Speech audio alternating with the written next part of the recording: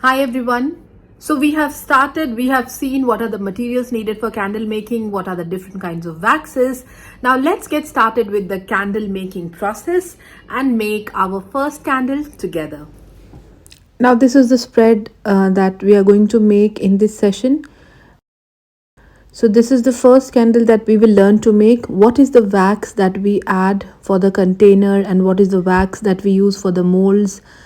And this pink daisy flower is what we will make out of the mold today.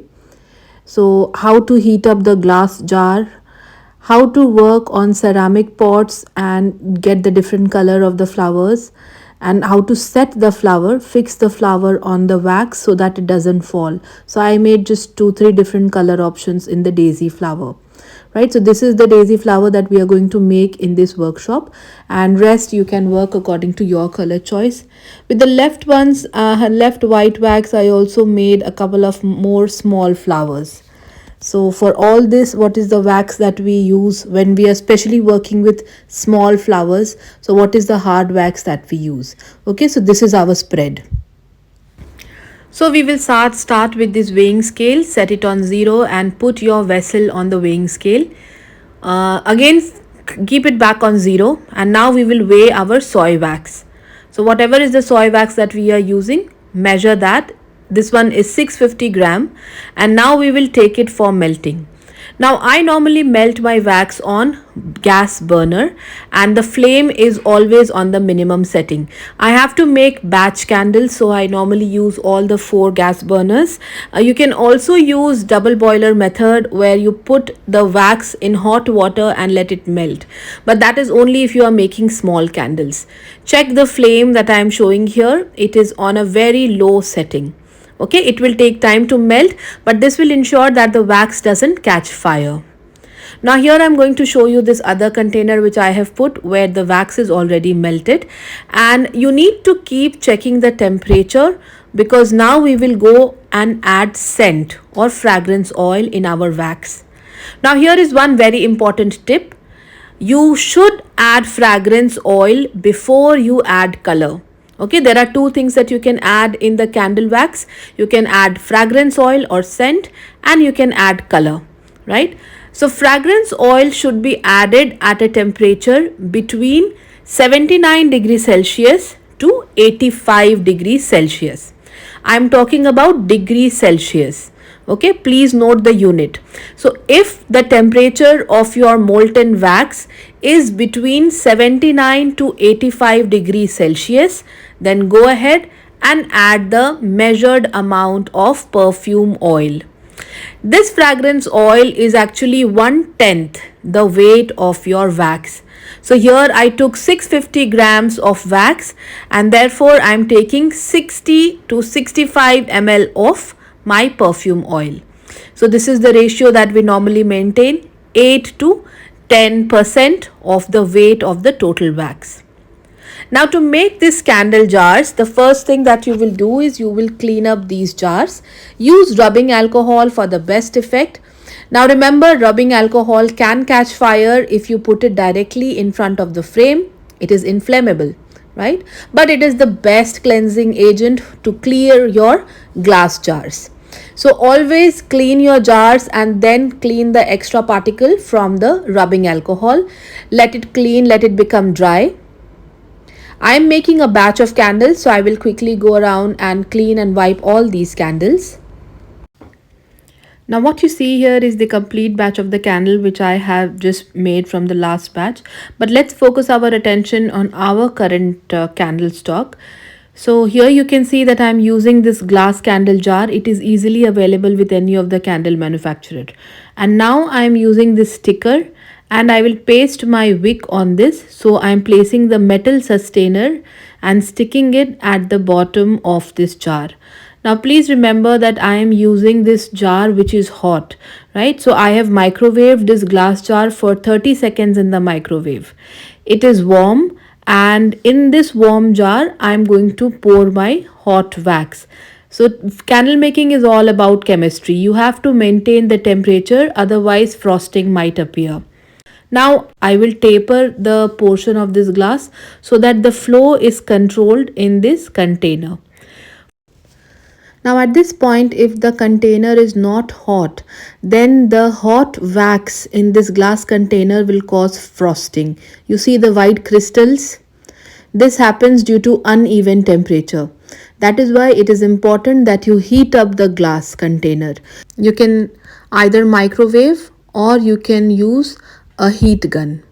Okay, no hair dryer, air dryer, all that doesn't work. Now, do you see this bubble on the top? It is very easy to remove using any sharp pin. Now we can keep that container aside for cooling down and we will work on this silicone mold. So this is a daisy mold, again available from any common candle vendor, and you need to heat it up. So microwave it for 30 seconds, and once the 30 seconds are over, take it out from your microwave and when we can start working on this daisy flower. Now here I'm going to start by filling the center. So I have taken very small portion. I'm again using my paper cup, and because of the tapered end of the mouth, it is easy to work on smaller sections. So fill it and wait again for it to cool down. After some time you will see that it has cooled down, hardly 4 or 5 minutes, and that's all. But this takes a little more time to cool down, okay, and become opaque. So we will again start working on this daisy candle because now the bud is ready, and now we need to pour a painted or a colored wax on top so that we get the daisy color petals. Now here I have added on that same wax, mold wax, I have added a pink color, mixed it, and then I am now making this pink wax as my daisy candle. Again, we will keep it aside and let it rest for some time. You can see that the clouding has started happening from the edges. So this is called clouding, again one technical term. At this stage, you will see that the candle has started becoming pastel shade. Also, the leftover white candle or the regular candle base, I had put it in these small molds. Now I wanted to show you this, that when you work on jar containers, you work with soft soy wax. But when you work on these tiny molds, you have to work with hard soy wax. Okay, now this soy wax is also called pillar wax, right, or mold wax, and this is what we have used to make our daisy flower also. While the wax in the glass container, that is the container wax or soft soy wax. So you can use these hard container or the mold, these small flowers, to create decorations around your candle making. Moving forward, now you can see that the mold is already set, and there is a trick. If it takes a lot of time to set, you can put it in the fridge for a couple of minutes and then remove it from the cooling temperature. So I have some small wax flowers and leaves that I made in the mold, and these are ready, and I'm just seeing how it looks in the placement. There is something very aesthetic about a white on white decor where no colors are used at all. So soy wax has this beautiful beige color, and I like to use that when I'm decorating the candle. Now, how do you fix these elements on the soy wax? So you have to use, again, you can use a heat gun or you can use the blowtorch like how I have used in this video. Okay, blowtorch is very handy and you must have it when you are working on the candle making. So you will melt the top surface of this container wax, and on that you are going to fix these wax shapes that have come out of molds. Right, and the bead in the center is actually a gold pearl, the bead on the flower. To decorate it further, you can add these smaller elements like pearls. Here I'm using some white pearls, but remember not to overpopulate your candle. Okay, we need the wick to catch all the good soy wax and burn. So if you put too many things in the candle which are artificial or plastic, it can impact your burn time and burn quality. Here I have kept it minimal. And I love this time, where after the candle making I just sit and relax and see how beautiful this candle has come out. So it's very therapeutic for me. And as a candle maker, I always take time to stop and look at the beautiful creation that I've just created. And I hope you also got something even better or even more beautiful than this one. So just get creative and make your own aesthetic candles. Now it's already 10 minutes that this mold was left in the fridge. So I'm going to unmold it. And it is not fast forward, it is actually in the real time. You can see the speed at which you have to demold. Okay, you have to be very slow. Make the edges loose so the mold becomes loose and the wax will come out. You have to push it from the center so the daisy mold will come out. And wow, look how beautiful this flower looks. So we made the white center and we added pink in the sides. My initial plan was to make this in the jar, but then I wanted to show you how white on white looks. So I am using this another jar to show you how to fix this big daisy candle.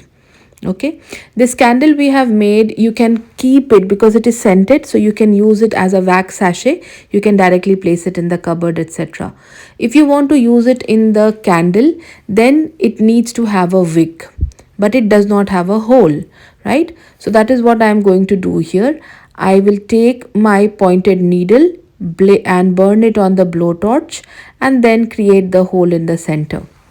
For fixing it in the glass jar, I will again use my blowtorch and melt the top surface of the candle. So this is again a container jar, the container wax.